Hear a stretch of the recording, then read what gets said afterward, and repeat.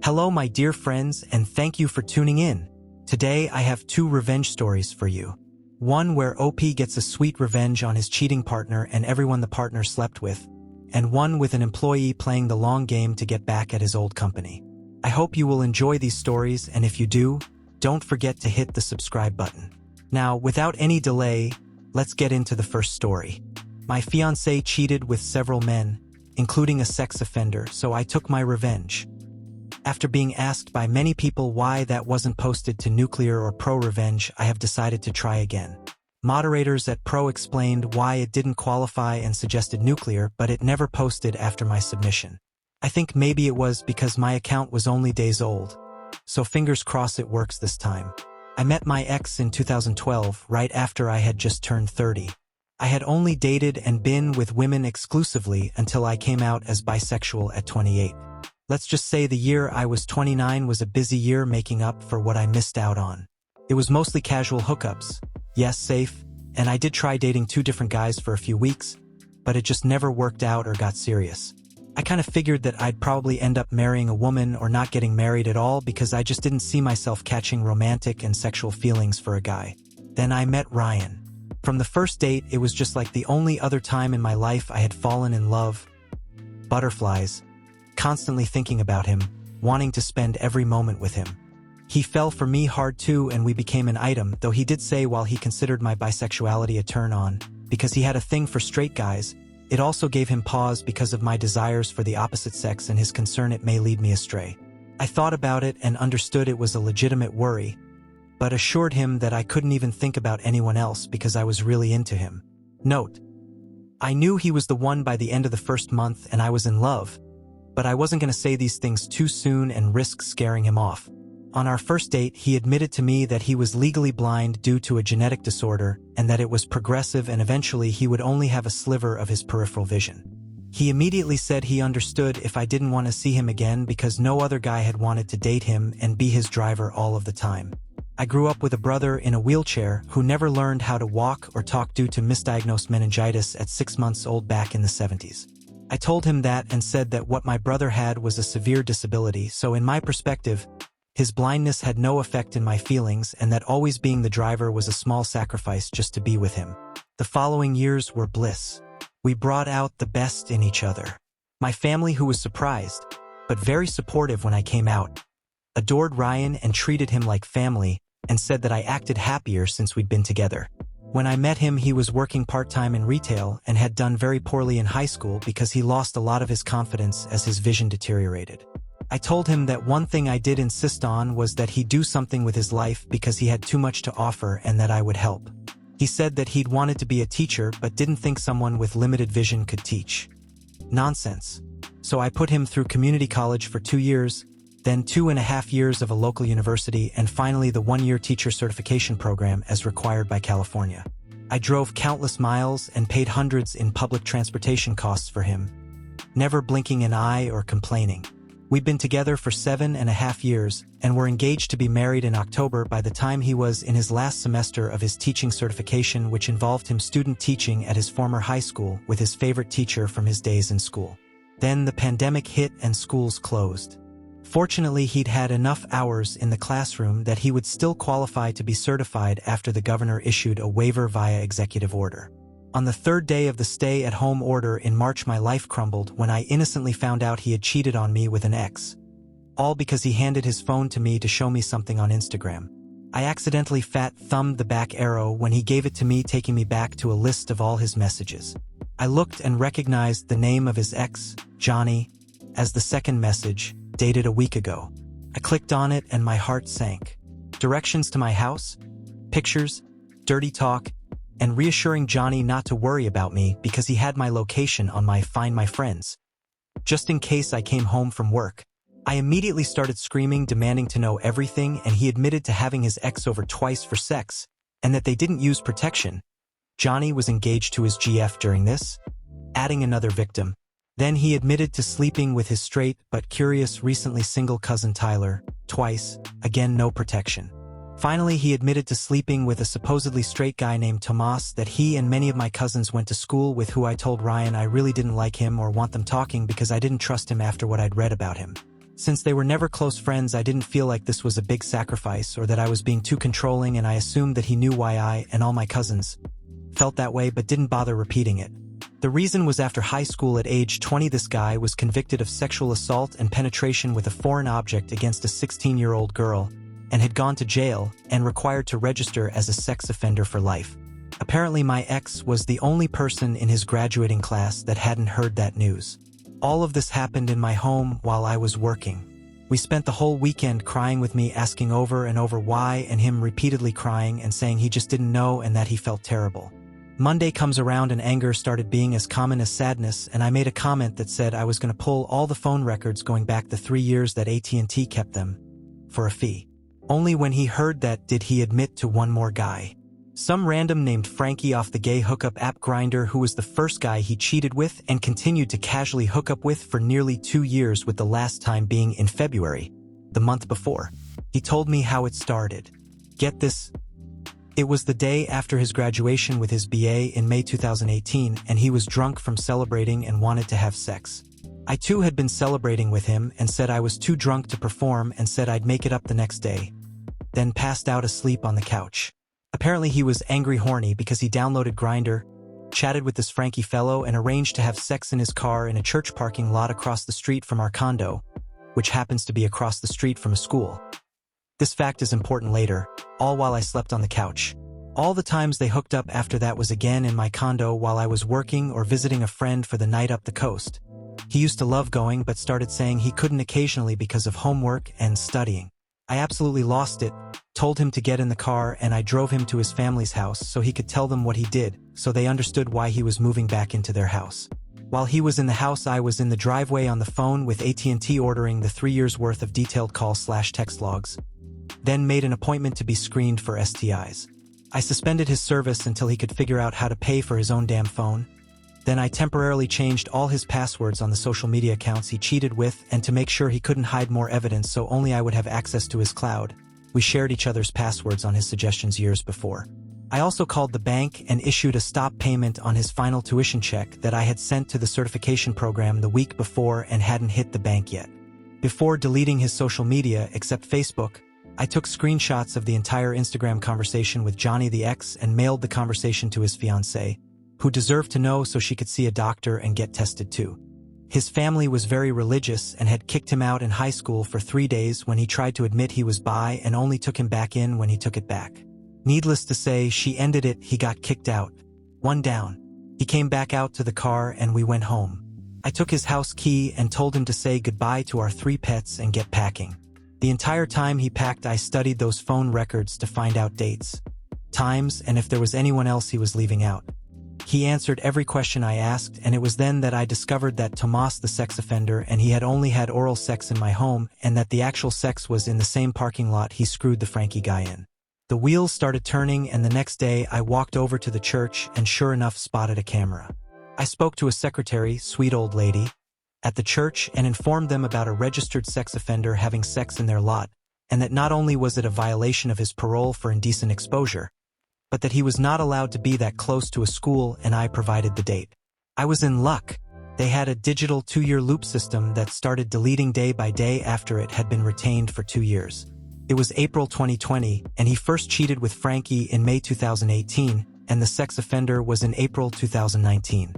I told them I was filing a police report and that probation would require a copy of it eventually. They said they would save the file and allowed me a thumb drive of both days to submit with my police report. Within a month, Tomas, the sex offender, was locked up again. 2 down. I also filed a police report against the Frankie guy. The police said it was a relatively minor infraction, but since it was across from a school playground and skate park, they would follow up, but there would be no jail time. I researched the hell out of Frankie and called him to confront him. He was smug and admitted to knowing about me the whole time.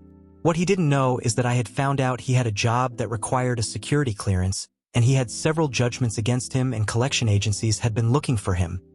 Best dollar I ever spent on a data collection site.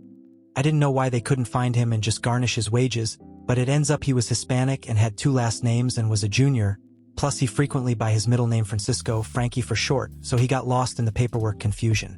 I sent a letter to the collection agencies providing his employer and current location and contact info, and then sent a copy of the police report about misdemeanor indecent exposure for which he pled guilty, and it was a fine with community service.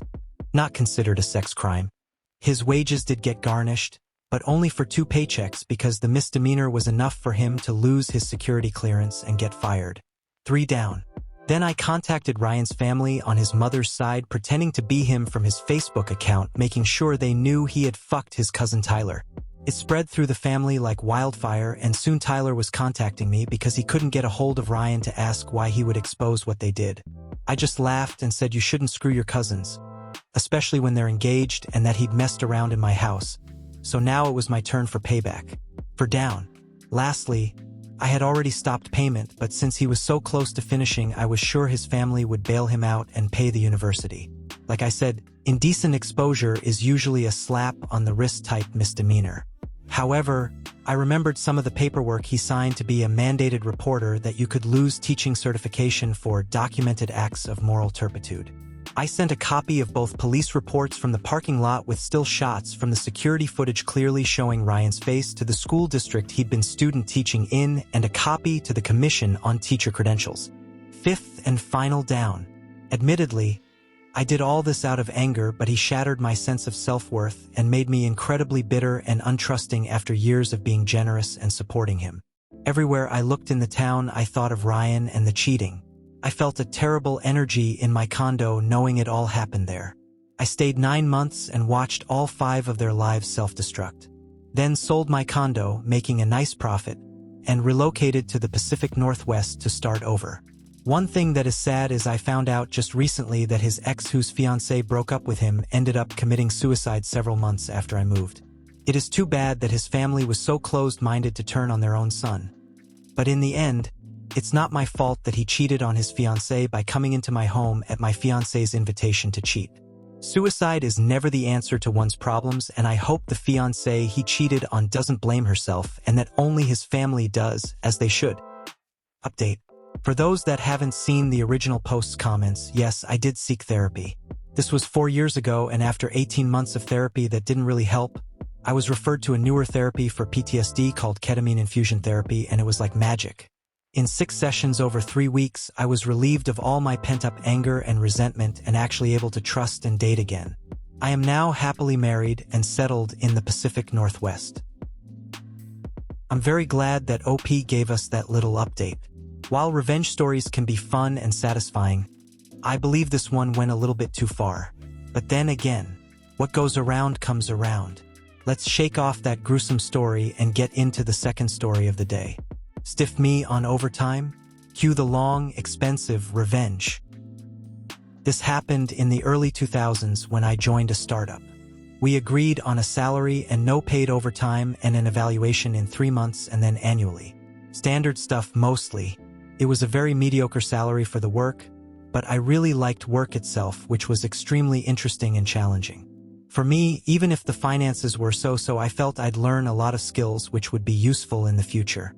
After 3 years and having 10 decent clients and a bunch of clients trialing and money rolling in, the talk turned to back pay and paid overtime plus compensating for past overtime. At that point, around $50,000 in OT had been accrued, which is a lot. Legally, it couldn't be back pay, so the talk was always of a discretionary bonus. Now at this point, everyone is okay with this, myself included. And this was discussed in writing via company emails too, so I felt secure and that no bad will was in play. I felt the company should be able to afford the payment.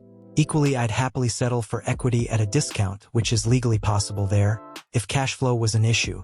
The discussions about back pay, possible equity, and now started to drag on, and I was getting irked by this. In the end, I was made an offer of equity, which meant the company valuation was far beyond anything reasonable, in the hundreds of millions, and I'd get a minuscule stake, less than 0.01% of a company with 9 employees and a projected annual turnover of around 2 million. It was a FU of sorts to stiff me out of money, and I didn't want to take that lying down. To say I was furious was an understatement. Anyway, the day he made that offer, I handed in my resignation. This sent the CTO into panic mode because the CEO had refused an updated contract and I was still on a 1-month notice period, plus I had a lot of untaken paid leave. Basically, it meant I was walking out right then and there. So, Off I went that very same day, to the shock and surprise of everyone, I guess. The next day I sent an official, registered letter requesting my overtime/back pay and received a negative response, which I followed up with another, detailed demand. This was also rejected because the bonus was discretionary and there is no overtime.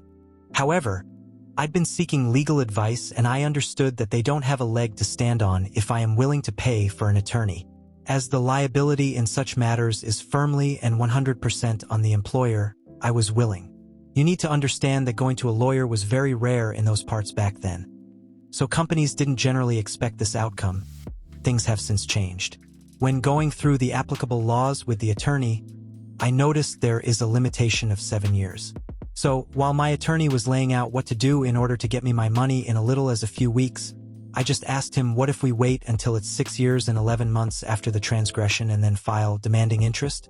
I wanted this because the law stated that back pay is due at a 9% APR above the base rate, 3.25% at that time. Accrued daily, for every day past the due date. We're looking at 12 to 12.5% compound daily APR. The risk is that the company folds in that time, but I decided to take that risk. I sent one final letter stating that I expect all the owed and accrued amounts to date to be paid immediately. Of course, nothing happened. For the next few years, life rolled on. The company did grow and become a known player in the area. When the time came, I found an attorney and started the case. We had copies of all the communications, copies of the registered letters and responses. The back pay demanded now, including interest, was $112,000. What I didn't know was that, in addition to this, that there are fixed penalties for each instruction to perform uncompensated overtime. The total demand was something like $135,000. To say that the CEO, who was still CEO, lost his shit would be an understatement. I got a very verbally abusive phone call which I dutifully recorded, as it wasn't completely unexpected, and was added to the filing. The CEO fought, or tried to, but when the judge heard the phone call, he took an immediate dim view. Reading through all the communication just put more nails in the defense's coffin. The judge just ruled and instructed the company to pay immediately and without delay, and also ordered the company to pay all my legal costs. They also got a full audit from the Department of Labor.